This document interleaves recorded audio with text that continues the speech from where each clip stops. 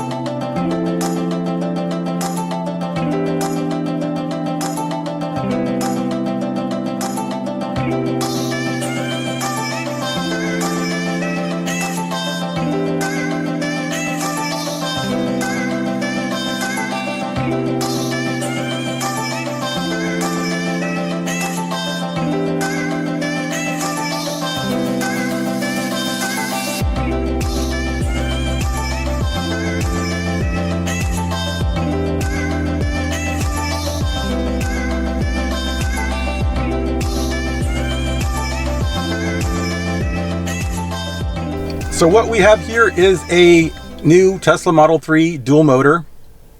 So for those not too familiar with the Tesla models, there's essentially three different types you can buy. There's the short range rear wheel drive, which I'll put the price on the screen. I don't know the exact price at the moment, at least. Then there's the dual motor all wheel drive, which has a range of 310 miles, and that's what this is. And then the next one, the next step up, which is essentially the same car as this one, plus it has better brakes and more power. It's quicker, the performance. And it has, I think the suspension's a little bit better or different, and it has like the performance tweaks, like you can put it in drift mode and stuff like that. So I can't do any of that cool stuff with this car, but I think one of the misconceptions about the just the dual motor Tesla is that it's like slow and that it's like the lesser car, and it kind of is. It's not the performance, and it's kind of giving me the echoes of the Hellcat versus Scat Pack, because the comparison is kind of oddly enough similar, and oddly enough this dual motor Tesla Model 3, the performance figures are almost identical to a Scat Pack. This does 0 to 60 in around 4 seconds, and it does the quarter mile in around 12.5, 12.4, 12.6-ish, depending on who's testing it and probably like a few of the variables. So around the same performance numbers, oddly enough. Clearly, this being a electric vehicle after, like 110 ish, 20-ish, the performance drops off a ton, but the car is still fun to drive, is what I'm saying. It accelerates very quickly, and the handling seems okay too. I haven't tried anything crazy in it yet, but it's because I haven't really driven it that much. But it is new. I'll go over exactly what I paid for it, my payment and all that in another video, because it's kind of interesting. But yeah, just for now, I just wanted to introduce the car. It's we've had it for a few days now, and it's actually an awesome car. It just for example, one of the weird things that this car has, given that it is a small car and I'm tall, is and this is a feature that I don't really see very many cars. I don't even know if there are any other cars with this feature. My Charger certainly doesn't have this feature, even though it should. I think every car should have this feature. It seems really obvious, especially the small cars. And what I'm talking about is this. So this might not seem like that big of a deal to you. And just to get a clear picture of what we're looking at. But this right here, this little slit, how it like goes with the arm panel, this means that I can have my seat reclined, and when my arm goes here, I don't have something poking, jabbing the end of my arm like I do in 90% of the other cars where I sit this far back because I'm tall. Like, you know, it doesn't quite feel like I'm sitting in the back seat, but it does have some echoes of sitting in the back seat, just a little bit, not too bad. But so far it's an awesome car. It has a range of 310 miles.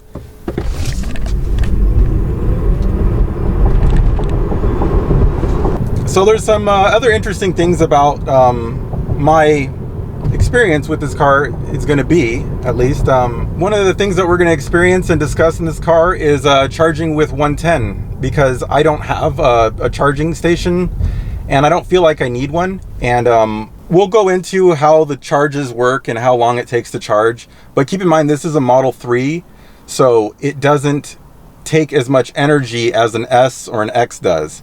Because it's smaller, it's more efficient. The battery pack is, I think, around a 75 kilowatt battery, and it gives you 310 miles of range. So you can actually use this car rather reasonably with just 110, with the 110 outlet.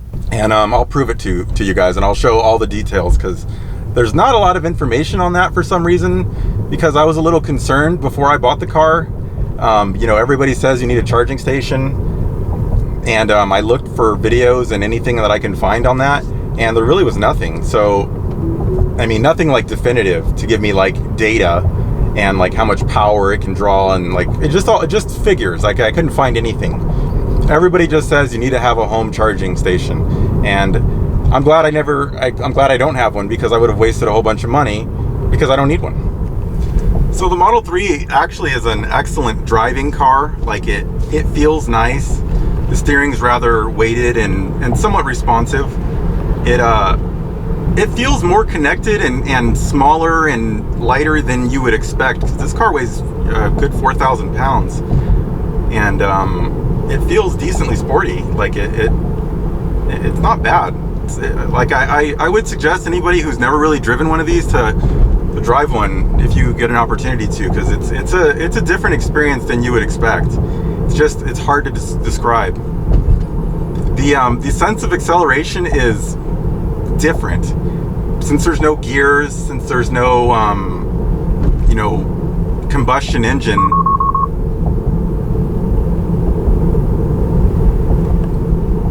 Since there's no combustion engine, it actually, like, the pedal feels a lot different than probably anything you've ever experienced if you haven't driven like an EV.